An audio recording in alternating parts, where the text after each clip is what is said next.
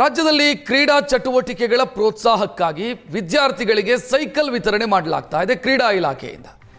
ಆದರೆ ಇಲಾಖೆಯಿಂದ ವಿತರಣೆಯಾಗ್ತಾ ಇರುವಂಥ ಸೈಕಲ್ಗಳು ಹೆಂಗಿದೆ ಅಂತಂದ್ರೆ ಪಡ್ಕೊಂಡ 2 ತಿಂಗಳಲ್ಲಿ ದುರಸ್ತಿಗೆ ಬಂದಿದ್ದಾವೆ. ಕಳಪೆ ಗುಣಮಟ್ಟದ ಸೈಕಲ್ಗಳು ಕ್ರೀಡಾ ಇಲಾಖೆಯಿಂದ ವಿತರಣೆಯಾಗಿರೋದು. ಲಕ್ಷಾಂತರ ರೂಪಾಯಿ ಖರ್ಚು ಮಾಡಿ ಇಲಾಖೆ ಸೈಕಲ್ಗಳನ್ನು ಖರೀದಿ ಮಾಡಿದೆ.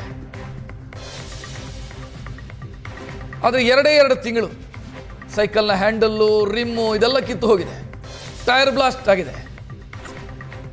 ಗುಜರಿಗೆ ಹೋಗೋ ಸ್ಥಿತಿಯಲ್ಲಿದ್ದಾವೆ ಸೈಕಲ್ಗಳು.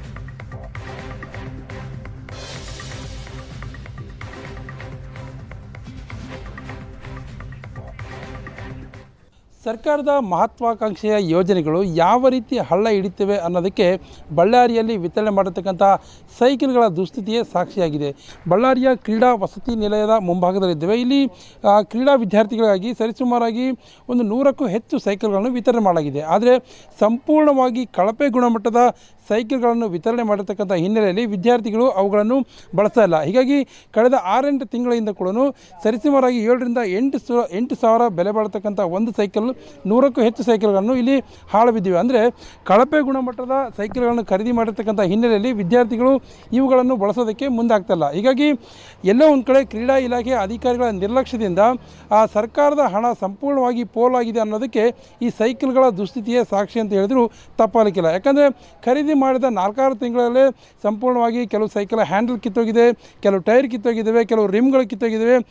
ಬಹುತೇಕ ಸೈಕಲ್ಗಳ ಸೀಟ್ ಕವರ್ಗಳು ಮತ್ತು ಸೀಟ್ಗಳೇ ಇಲ್ಲದೆ ಇರತಕ್ಕಂಥ ಸ್ಥಿತಿ ಇಲ್ಲಿ ನಿರ್ಮಾಣ ಆಗಿದೆ.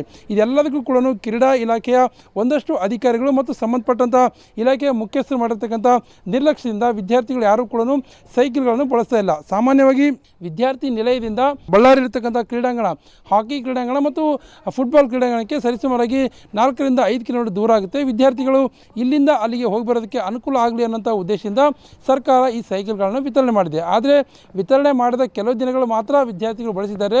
ಹೀಗಾಗಿ ಸರ್ಕಾರದ ಹಣ ಪೋಲಾಗೋದ್ರ ಜೊತೆಗೆ ವಿದ್ಯಾರ್ಥಿಗಳು ಕೂಡ ಈಗಲೂ ನಡೆದುಕೊಂಡು ಹೋಗ್ಬರ್ತಕ್ಕಂಥ ಸ್ಥಿತಿ ಇಲ್ಲಿ ನಿರ್ಮಾಣ ಆಗಿದೆ. ಆದರೆ ಸಂಬಂಧಪಟ್ಟಂಥ ಇಲಾಖೆ ಅಧಿಕಾರಿಗಳು ಯಾರು ಕೂಡ ಸ್ಪಷ್ಟವಾದ ಉತ್ತರವನ್ನು ನೀಡೋದಕ್ಕೆ ಮುಂದಾಗ್ತಾ ಇಲ್ಲ. ಹೀಗಾಗಿ ಸರ್ಕಾರದ ಯೋಜನೆ ಹಳ್ಳ ಹಿಡಿತಕ್ಕಂಥದ್ದು ಒಂದೆಡೆ ಆದರೆ ಸರ್ಕಾರದ ಹಣ ಸಂಪೂರ್ಣವಾಗಿ ಇಲ್ಲಿ ಪೋಲಾಗಿರ್ತಕ್ಕಂಥದ್ದು ಕಣ್ಮುಂದೆ ಇರತಕ್ಕಂಥ ಸಾಕ್ಷಿ ಅಂತ ಹೇಳಿದ್ರು ತಪ್ಪಾಗಲಿಕ್ಕಿಲ್ಲ. ಕ್ಯಾಮರಾ ಪರ್ಸನ್ ಶ್ರೀನಿವಾಸ್ ಜೊತೆ ನರಸಿಂಹಮೂರ್ತಿ, ಏಷ್ಯಾನೆಟ್ ಸುವರ್ಣ ನ್ಯೂಸ್, ಬಳ್ಳಾರಿ.